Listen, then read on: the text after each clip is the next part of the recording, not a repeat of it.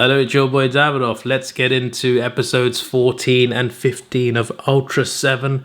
The Ultra Guard goes west. When I saw American and Canadian characters at the start of the movie, I thought, is that what they meant by go west? To the west? That's what I assumed. That's what it sounded like. But I think it was... Wait, why was it called Goes West? Because I don't think that's why it was called that. It might have been. Is it simply because they added European actors? Is that all it was? Because I can't think of an episode reason. Anyway, I really enjoyed this episode. I really enjoyed it. I think it's partly because I watched Mega Monster Battle. And I appreciate some of you for saying, oh, you should watch this before this as well. Like, I should have watched more of 7 before watching Mega Monster Battle. Because it would have been cool to know about this before watching Mega Monster Battle. But, considering I watched that first, for me it made this more exciting. For me, Ultraseven was a lot more exciting because of Mega Monster Battle. Even though I should have watched this first and then watched Mega Monster Battle, I should have done that instead, like you recommended. This way was still fun. Watching Mega Monster Battle already, and then watching this, I was just like, this is really awesome. Because obviously I know about Alien Padan already, and I know about King Joe already. I know about Alien Padan's weapons, and obviously they're very powerful and intelligent, and they created King Joe, and I know this from Mega Monster Battle. So jumping in and knowing they're the villains and being like, oh, this is exciting. I'm going to see their debut. I don't know, is it the Padan debut as well? It probably was. But King Joe's debut. This is the first time they introduced King Joe in Ultraman series. And he was crazy. This might be my favorite debut of any Ultraman villain. King Joe was so cool in both parts. So damn cool. Overpowered, but awesome. I was just like, this is great. I really enjoyed watching King Joe throughout the entire time he was there. Especially that submarine scene. Bro, that submarine scene, that was basically when he first appeared, basically, I think, in the entire lore of Ultraman. That submarine takedown scene was so cool. Like, I was just like, this is how you introduce a villain. This is how you introduce a crazy Ultraman villain. A scene like that. A crazy underwater scene, which I thought was really awesome. So at the start of the episode, there's a man who looks American. He bombs a port sort of area. Or at least I think that was him, because it's revealed later that he's actually not who he seems. So someone else bombed it. So why was he looking at... I was very confused by that start. I'm just like, if he didn't bomb that place, why was he looking weird at the bomb? Either way, there were some explosions at a port at the start of the episode, and there's this guy just with sunglasses just looking at the thing. And I'm just like, okay, this is clearly Alien Padan. But it's revealed later he's not Alien Padan. So that first scene just confuses me now to think about it. The same man tries to follow a woman, but she escapes. This woman is Dorothy, and we'll get to her in a bit. But he tries to follow her, but she escaped. And then a Canadian tourist, so Dorothy is American. A Canadian tourist, some random guy just standing on the street, he gets shot. He gets killed. He gets murdered by a sniper. And I was just like, because my perspective was this, what the same guy's doing it this whole time. So he must have shot this guy. And this is actually the third murder victim. So 3 people are murdered now. And only foreigners are targeted. So only non-Japanese people are being targeted, which creates some sort of conspiracy. And the TDF wants to investigate it. Or at least the team members do. Kiriyama says, no, we don't investigate murders. We are the extraterrestrial... that's not what he said, but obviously that's what they are. We're the defense force. We defend Earth from extraterrestrial threats. We do not deal murder cases. That is not our department. But he finds out later on that it is their department because it's all connected. He finds out that all the members, all the victims of these murders and everything, they are all members of the extraterrestrial defense force. Of different departments, and mainly the Washington department. Those are the main targets.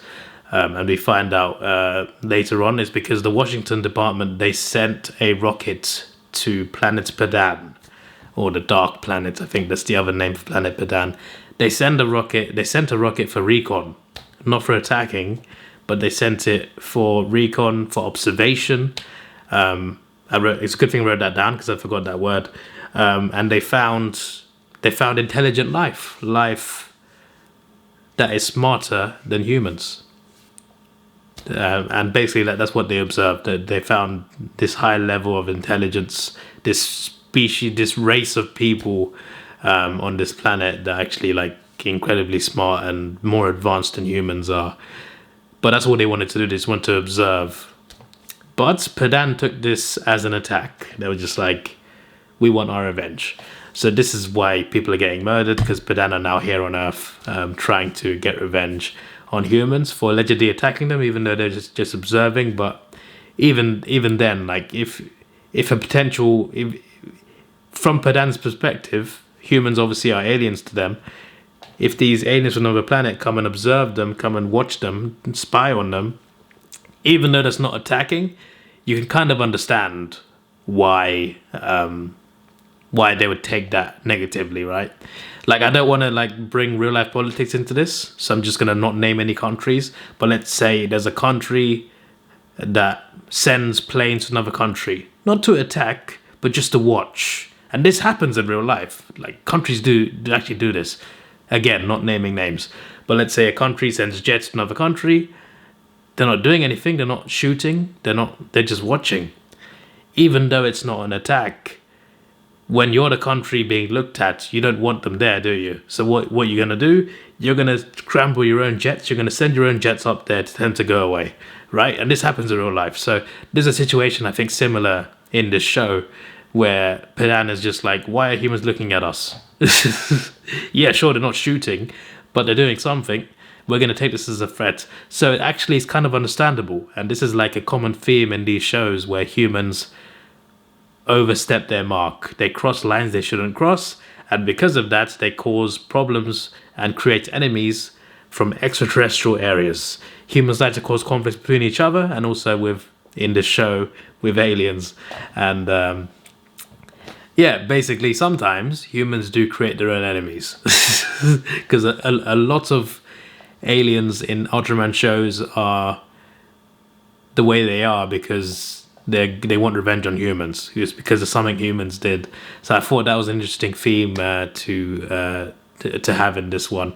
I also like how I wrote down in my notes that the 1 2 3 4 song is back, because it wasn't an episode, because I've not heard it in months, first of all, but it wasn't in episode 13, so I just heard 1 2 3 4 1 2 3 4 1 5 6 7. I can't sing all of it because like there's like 2 different voices.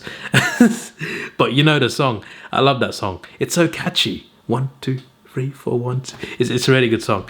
So yeah, the woman who was followed earlier is from Washington base. She's Dorothy. I forgot her surname. I don't think I wrote it down. She needs protection because that man was following her, and she escaped by getting in someone's car. And then you get the King Joe submarine scene. Again, incredible introduction to King Joe. Like I was a huge fan of this. And King Joe attacked the submarine because somebody told Padan about the submarine. It was a submarine from Antarctica base, transporting 2 people, one from Washington, I believe, to Japan to help with Padan. So this was, TDF said, okay, you can't go to this port, it's too dangerous, go to this port. But clearly someone told Padan about this, so there was a spy in the TDF, and it was Dorothy. When I say Dorothy, I meant, Padan posing as Dorothy. The real Dorothy was kidnapped, so Dorothy knows information about Padan. From their recon mission, she's the one that knows the information about Padan, about their weaknesses, what sort of weapons you can create to combat them, stuff like that. She knows about Padan. I don't know why only she knows. That's what I was confused about. I'm just like, why is one person the only one? Why is it only one person that knows? Why is it that one person in the entire world has knowledge of Padan? Why isn't it more people? Why is it just her? I was just like, So if she dies, then all your recon, all your research disappears. Like, none of it matters. Why would you give it to just one person? Surely you got to have like a handful of people at least, right? You don't have to tell everybody, but like at least 7 people, not one. 7 people, 9 people, 4 people, 1. Really, 1? If that one person dies, what'd you do? I was just like, why is it only her? Anyway, so she's kidnapped somewhere. So she's with Padan. We never see her until she's released. And then the Dorothy we see in the most of the episode, that's not her. That's a Padan. That's an alien. That's an alien Padan. And the man who was following her when she escaped, that man is actually from Washington base. He's from Washington. He is from Washington defense base. So that's what I was confused about, because the very first scene, I thought it was him that bombed that port, but it wasn't. So why was he looking at the port? Or was that a different guy? Now my mind's gone crazy. You guys can tell me. You guys can answer the question. So him following her made sense because he was trying to capture the alien. He knew he was using alien. So then who shot that Canadian? Did she shoot the Canadian? That would answer the question. I think she shot the Canadian. So the only confusing part is who bombed the port? And why was the guy from Washington there watching the bomb? Or was that even him? Was that someone else? I've got a headache just thinking about it. I've got a headache just thinking about the entire thing. King Joe. Obviously, we had his debut with the submarine.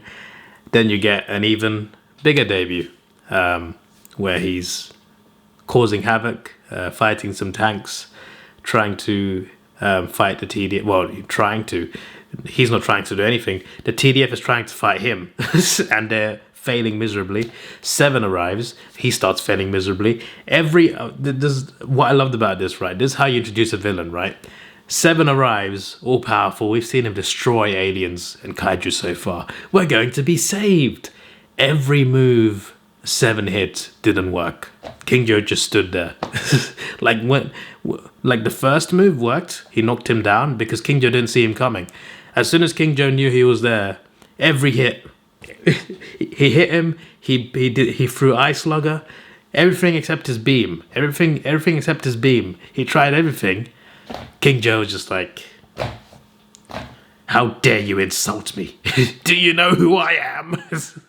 King Joe no-sold every move. I'm just like, you know, like in wrestling. Sometimes in wrestling, I don't know if you guys watch wrestling, but sometimes in some matches in wrestling, there'll be like a really strong guy, and the other guy's hitting him, and he just doesn't move. He just hits him, and the guy just stands there, like, "How dare you?" That's what this felt like. This felt like that classic wrestling move where one person is just indestructible. They are literally a movable object. Whatever you hit them with, they just don't budge. And he just completely embarrassed 7 in this fight. Took 7 down, and this is where part 1 ends. He's on top of 7, and part 1 ends on a cliffhanger.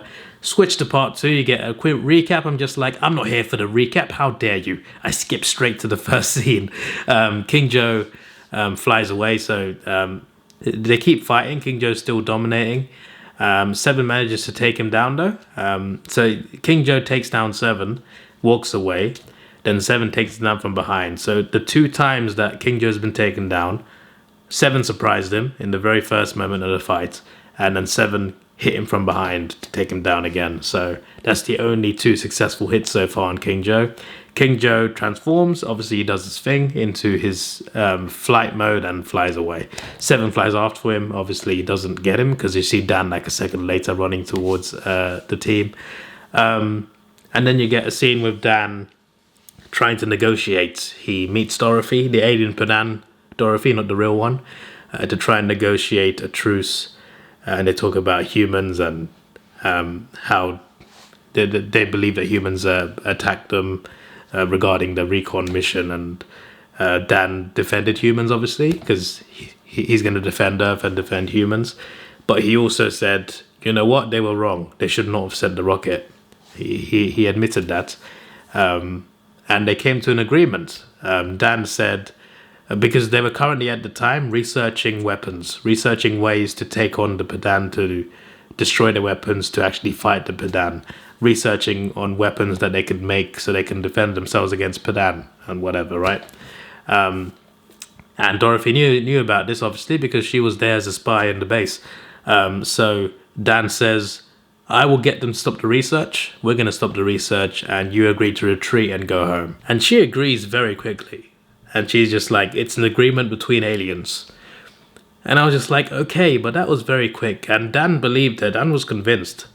I'm just like, Dan, you're smarter than that. You asked her for a deal. She said yes straight away. Come on, Dan.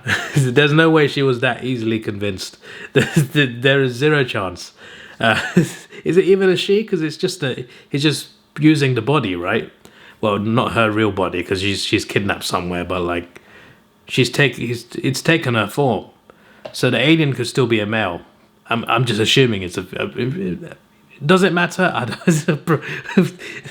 not even wrote anything about this down. I don't know why I've gone on a tangent here.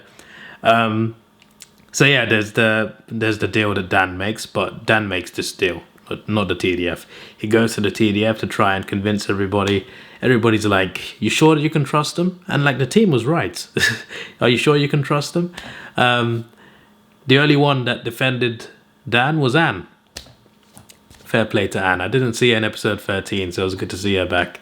I feel like she's taken the back seat. Like, she's not been as main. Like, she's still one of the main characters, but she's like, compared to the rest of the team, she's like the rest of the main team. She's just like, she's more in the back seat now compared to before. I want to see her in more scenes again. Hopefully that's the case later on, because the last few episodes, I'm just like, oh, Anne's not there enough. Like, what's going on? One moment she's prominent throughout every episode, and then suddenly she's just in the background. She's just there when they need her. Anyway, the team start to get on his side when Dorothy returns. The real Dorothy. The real Dorothy is back because Padan released her, and it was confirmed about this deal, and they all agreed. Well, in principle, they agreed to this. They finally agreed with Dan, basically, because it was revealed that the deal was true. And then you get a scene of Padan, who I believe are inside King Joe. There's 2 alien Padan, and they have a plan to use this opportunity to attack Earth. So they called for a space fleet. There's a space fleet of, like, I didn't count how many, but it looked like about 20 at least, as a space fleet of spacecraft from Padan coming for Earth. And obviously the team finds out about this, and Dan was just like, "You double-crossed me. How dare you?" And I'm just like, you should have seen this coming, mate. I don't know. I don't know why you were so convinced. But yeah, I feel like Dan was blinded by something. I don't know what he was blinded by, but he should have known better, because when that meeting happened, the way she agreed so quickly to everything, it didn't even take any convincing. It's just like something felt off about that. There was a red flag there, and he didn't catch on, but he found out that obviously he was betrayed. At that point, I thought they were going to go into a storyline where Dorothy actually was truthful, but the other alien Padan had other ideas, and like the other alien Padan decided to invade anyway, and then she would change sides to try and stop her fellow aliens. I thought they'd try and do that, because we've seen that storyline plenty of times before, where one of the aliens decides that we shouldn't destroy humans anymore. I thought they were going to do that, but I was just like, oh no, she's just part of it. She's just part of the betrayal. And on top of that, Padan actually erased Dorothy's memory. So here comes Anne. We don't actually see her doing it, but she gives Dorothy shock treatment to try and get her memory back, and she gains it back eventually later on, a few minutes later. I assume longer in the actual time in that world. But yeah, in the back, they basically mentioned that she lost her memory, and Anne's giving her shock treatment in the background somewhere. Again, Anne taking a backseat role off screen as well. She's also taking an off screen role. I guess we don't really need to see shock treatment, whatever that is. But she's giving a soft treatment. She's giving a shock treatment to regain her memory, which does work later on. Then you get the scene of King Joe in a port. King Joe attacks the port, and then Seven arrives, and basically King Joe and Seven are fighting in that port in the water for the rest of the episode. Basically, you don't see the entire episode. Obviously, it keeps cutting back to the TDF, but they have this cool fight that takes place throughout the episode, and I think it was awesome. I complained obviously before about fights being too short in the series. Episode 13 had a nice fight. This one had a nice long fight. It felt like a really good long extended fight scene. It was split into parts obviously because it was with the TDF scenes, but a really awesome fight in the water. I thought was really cool, and it felt more like Seven had a chance this time, which made the fight more interesting. But yeah, again, the next thing on my notes is about Dorothy. Only Dorothy could know the way to take down Padan and take down King Joe. And I said this earlier, obviously I already addressed this. Why is it that only she could know this? Why is it that she's the only one that could know how to take down King Joe? The one who was kidnapped and lost her memory as well. Like, it's got to be more than just one person that knows this information. It just like, who decides that? There's nothing wrong with her knowing, that's fine. But it can't just be just her. They've got to split into multiple people so that if something happens to her, at least someone else will know. like they need to pass on this information. It's important information. At least, you know, the leader of every base could know it, could know the information as well, because that could help. Because in an emergency like this one, you would know. But yeah, when a memory comes back from a shock treatment, she reveals that they need a shell called Rayton R30. That's what the subtitles said. I watched episode 14 on Subaria's channel, but episode 15 didn't have subtitles for English subtitles, which was weird. They had English subtitles up to episode 14, but 15 there was no English subtitles, only like automatic subtitles. But I found another video on another channel for episode 15, and those subtitles, so it wasn't Subaria subtitles, but I assume it was correct. It said rate on R30 in the subtitles. Obviously it didn't sound like that when she said it, but I'm assuming that to be true. So they use this Rayton R30 to make a weapon. It's a rocket that they fire, and it contains Rayton R30. So the TDF make this weapon pretty quickly, and they send it over to the port to try and shoot King Joe. Meanwhile, Seven and King Joe are still fighting, and they're trying to find the right angle because they don't want to shoot Seven. So they're waiting for the right moment, waiting for the right opportunity to take down King Joe. And yeah, basically that weapon destroys King Joe in one shot. Like, it hits him, then he just stands still for a second, then he falls backwards and starts exploding. Not like one big explosion like it normally is with a kaiju, but like multiple different explosions just across King Joe's body, just one by one, just destroying him into pieces. So he got destroyed in one shot, but it took him a little while to actually die. Or at least his body to get destroyed anyway. I guess maybe he died from the shock anyway. But yeah, the weapon was pretty effective because it took him down in one shot. And it also showed that, in a way, maybe not completely, but in a way, it showed that TDF could do something without Ultraseven, without Ultraman. Because when you think about it, even though he was fighting King Joe this whole time, he could not defeat King Joe. Even though he had a better chance in the port, he could not defeat King Joe. It was that weapon that took King Joe down. It was that weapon that took King Joe down. So normally it's Seven saving them. This time it was them saving Seven. And I like that. I like a competent human force that can actually take down the enemies that Ultraman is struggling to take down. I think that's pretty cool. And going forward as well, that alliance will be interesting against, I assume, more powerful enemies. But yeah, that was like, I like the idea of human saving Ultraman as well, for a change. And I think that it was done really well in this episode. And the fact that there was a one-shot takedown, and it wasn't Ice Slugger, it wasn't a beam, it was humans who made a weapon to destroy Padan. So I thought that was pretty cool. And then the King Joe pilots, who are still there trying to escape, Ultraseven beams them. He hits his beam on the pilots and they get destroyed.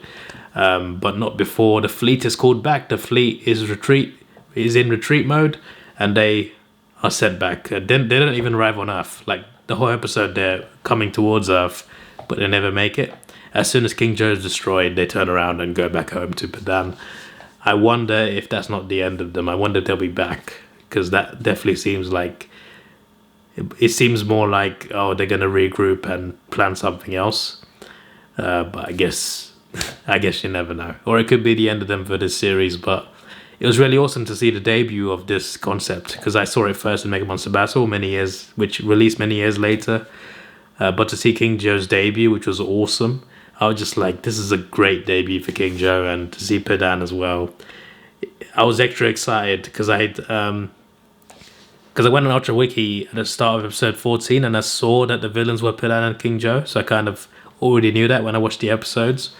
So I was already excited and hyped, and this episode delivered. Like when you're hyped, when you're excited about something, and it makes you more excited, you know it's done a good job. Because sometimes you can be extra excited, and then it's not that good, and it's still good, but because you're so excited, it's not as good as it could have been, and just like, oh, that was good, but I was excited for more.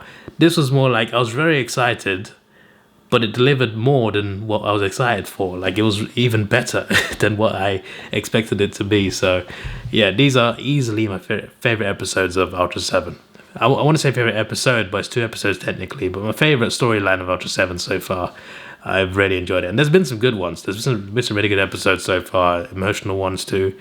But I just enjoyed this. Good storytelling, good action, and King Joe was bloody awesome. And then you get the final scene of Dan saying, "Oi! Oi!" Obviously he's shouting "hey" in Japanese, but when he shouts "oi," he runs across the beach, because obviously he was 7, then he's transformed back. He's running across the beach, "Oi! Oi!" running towards the TDF. I'm just like, the amount of times we've seen that in Ultraman shows, I just love how it carries down. Like, through multiple generations, multiple years, multiple shows, that same trope of the Ultraman host saying "oi" and running towards his team, that's in so many shows. I just love some of the things that they always continue even to this day. I think it's really awesome. So yeah, I really enjoyed these episodes I should say. Yeah, that was awesome. I really enjoyed that, and now I can go to bed happy thinking about how cool King Joe was. That was bloody awesome. That was bloody awesome. So yeah, there we go.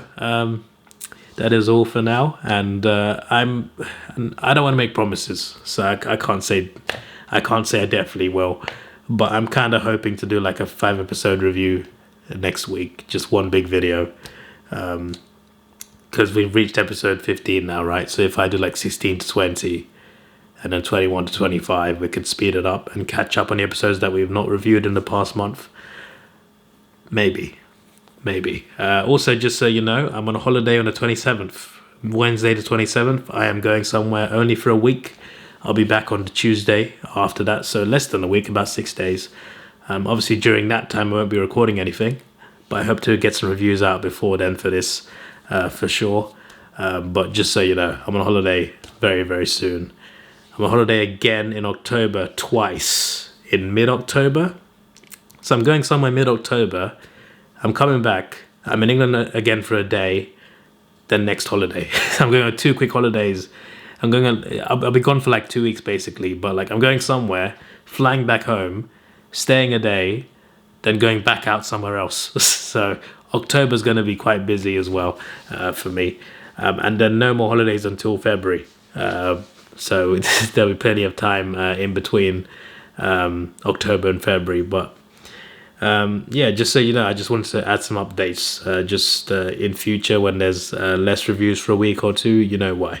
This is your boy Davidoff. Please like, share, subscribe. Thanks for watching. Have a good day and goodbye. Let's take it slow. Where you go, I go too. And if you hit the bottom, I'm going down with you. Let's take it slow. Who cares where we gotta be? You know you'll have a good time where